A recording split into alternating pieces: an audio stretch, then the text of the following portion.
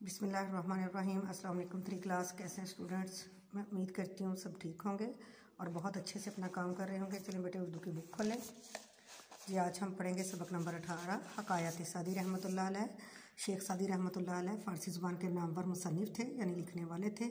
वो 1210 में ईरान के एक शहर शराज़ में पैदा हुए। उनको इल्म हासिल करने का बहुत शौक़ था। उन्होंने इल्म हासिल करने के लिए मुख्तलिफ़ ममालिक का सफ़र किया और अपने मुशाहदात को 2 किताबों गुलिस्तान और बूस्तान में तहरीर किया। उनकी 2 मशहूर किताबें कौन सी थीं? गुलिस्तान और बूस्तान। इन किताबों में मौजूद किस्सों को हकायात कहा जाता है। इनकी हर हकायत जो है एक अखलाकी सबक रखती है। इन हकायात को बड़ी अहमियत हासिल हुई, इसलिए इनका तर्जमा तकरीबन दुनिया की तमाम मशहूर ज़ुबानों में हो चुका है। शेख सादी ने 1291 में वफ़ात पाई और शराज़ में दफन हुए। ये उनकी कुछ हकायात हैं जो बयान की गई हैं। इल्म दौलत। मिस्र में 2 भाई रहते थे। एक को इल्म हासिल करने का बहुत शौक़ था, दूसरा माल जमा करने का शौकीन था। इल्म का शौक़ रखने वाला आलिम बन गया और माल की मोहब्बत रखने वाला शाही खजानची बन गया। एक दिन दौलतमंद भाई ने अपने आलिम भाई को हकारत से देखते हुए कहा, हम तो ख़जाने के मालिक बन गए और तुम मुफलिस ही रहे, यानी तुम गरीब ही रहे हो।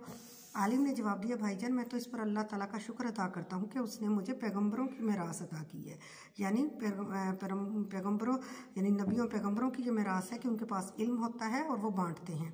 लेकिन आप फ़िरौन की मिरास, यानी फ़िरौन आपको पता है बहुत मशहूर था, अपनी दौलत पे फ़ख्र करता था, उसको गरूर था, बहुत दौलतमंद शख्स था वो।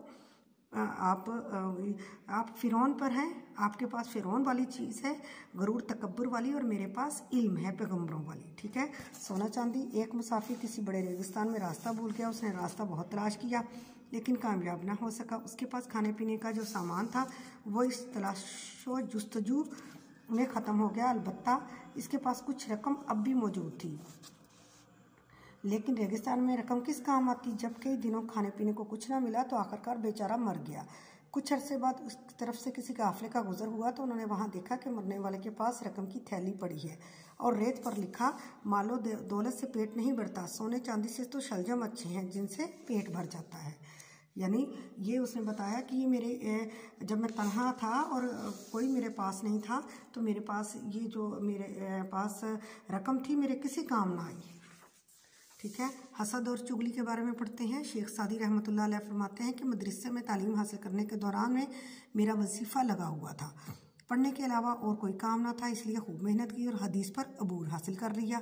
अब हदीस का मफ़हूम बयान करता तो सुनने वाले बहुत तारीफ़ करते हैं। मेरी इस काबिलियत से एक साथी तालिब इल्म हसद करने लगा, यानी मुझसे वो हसद करने लगा, जलने लगा। मैंने अपने उस्ताद मोहतरम से उसकी शिकायत की तो उस्ताद साहब गुस्से में आ गए और फरमाया, तू अजीब आदमी है कि तुझे उसका हसद तो पसंद ना आया और मेरे सामने उसकी गीबत करना अच्छा लगा। यानी उसकी बुराई जो थी, उसके पीठ पीछे जो बात की जाती है उसको गीबत कहा जाता है। अगर वो हसद करके दोज़ख में जाएगा तो तू भी गीबत की वजह से जहन्नम का ईंधन बनेगा। गीबत इतना बड़ा गुनाह है। एहसान का बदला। एक यतीम बच्चे के पाँव में कांटा चुभ गया। वो दर्द की शिद्दत से करा रहा था। एक अमीर घुड़सवार का उधर से गुजर हुआ। यतीम को तकलीफ में देखकर उसे तरस आया। वो घोड़े से उतरा और उसके पाँव से कांटा निकाल दिया। यतीम को सुकून महसूस हुआ। घुड़सवार ने उसे घोड़े पर बिठाया और उसके घर छोड़ दिया। चंद दिन बाद अमीर आदमी का इंतकाल हो गया और एक आदमी ने उसे ख्वाब में देखा कि वो जन्नत में टहल रहा है। उस आदमी ने उससे पूछा कि तुझे ये मुकाम कैसे मिल गया? उसने जवाब दिया कि अल्लाह ताला बहुत मेहरबान है, उसने मुझे एक सूखे कांटे के बदले में जन्नत के बाग अता कर दिए। ये देखें, एक छोटी सी नेकी भी आपको कहाँ से कहाँ ले जाती है। एहसान का बदला, यानी अल्लाह ताला ने उसने उस पर एहसान किया, छोटे बच्चे पे, यतीम बच्चे पर, और अल्लाह ताला ने उसको कैसा नेमुल बदल दिया। ठीक है। आज हमारा ये जो है शेख सादी का ये मुकम्मल हुआ। इसकी रीडिंग जो है वो मुकम्मल हो गई है। इसके आपने इमला के अल्फाज याद करने हैं, अल्फाज मायनी और जो सवाल जवाब दिए हैं। ठीक है। इसके इमला के अल्फाज हैं, पहला कांटा, यतीम, इंतकाल, तालीम, काबिलियत, तलाश, जुस्तजू, मुसन्निफ, किस्सों, थैली, आलिम और मेरास। अल्फाज मायनी हैं, हकायत, कहानी, किस्सा, मुशाहदा करना, देखना, खजानची, खजाने का निगरान, हकारत, नफ़रत, वजीफ़ा, माहाना रकम, अबूर, महारत, मिरास, तरका, गीबत करना, किसी की गैर मौजूदगी में उसकी बुराई करना। ठीक है। सवाल नंबर 1 है, शेख सादी की किताबों के नाम लिखें। गुलिस्तान और बूस्तान हैं उनकी किताबों के नाम। आगे बे है, शेख सादी ने कब वफ़ात पाई? जवाब है इसका शेख सादी ने 1291 में वफ़ात पाई। अगला सवाल है जीम, रेगिस्तान में मरने वाले के पास क्या लिखा था? जैसे हमने पढ़ा, मालो दौलत से पेट नहीं भरता, सोने चांदी से तो शलजम अच्छे हैं, इससे पेट भर जाता है। आगे है दाल, सबक में किन बुराइयों को दोज़ख में जाने का सबब करार दिया गया है? हसद और गिबत को दोज़ख में जाने का सबब करार दिया गया है।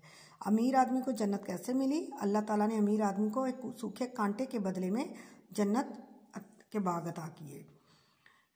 वाओ है, दौलतमंद भाई ने आलम को हकारत से क्यों देखा? क्योंकि आलम भाई मुफलिस था। इसके बाद है हमारा अगला काम जो है वो है फ़ीस माफ़ी की दरख्वास्त। बाखिदमत जनाब प्रिंसिपल साहिब, अल-हबीब स्कूल सिस्टम फैसलाबाद। साहिब के बाद आपने कॉमा डालना है। जनाब अली, नहायत अदब से गुजारिश है कि मेरे वालिद साहब बहुत गरीब आदमी हैं, उनकी आमदनी बहुत कम है, वो मेरी फ़ीस अदा नहीं कर सकते। मुझे पढ़ने का बहुत शौक़ है, इसलिए मेहरबानी फरमाकर मेरी फ़ीस माफ़ की जाए। ऐन नवाजिश होगी। अलर्ज आपका ताबेदार शगीद मोहम्मद अली, जमात सोन। जमात का नाम भी लिखना, अपना नाम भी लिखना है, ठीक है। आगे है सूले सर्टिफिकेट की दरख्वास्त है, उसका पैटर्न भी वही है कि आपने पहले स्कूल का नाम और उनको मुखातब करना है। तो उसके बाद एक मौदबाना गुजारिश है कि मेरे वालिद साहब एक सरकारी मुलाजम है, उनका तबादला फैसलाबाद से लाहौर हो गया है, हमें इसी हफ्ते लाहौर मुंतकिल होना है। बराह करम मुझे स्कूल छोड़ने का सर्टिफिकेट अता फरमाएं ताकि नई जगह पर स्कूल में दाखिला लेकर तालीम का सिलसिला जारी रख सकूं। ऐन नवाजिश होगी। अलार्स आपका ताबेदार शागिर्द मोहम्मद अली, जमात सोम। ठीक है बेटे, ये हमारे इस वीक का काम है, आपने इसको बहुत अच्छे से याद करना है ताकि आपका टेस्ट अच्छा हो। ओके जी, अल्लाह हाफिज़।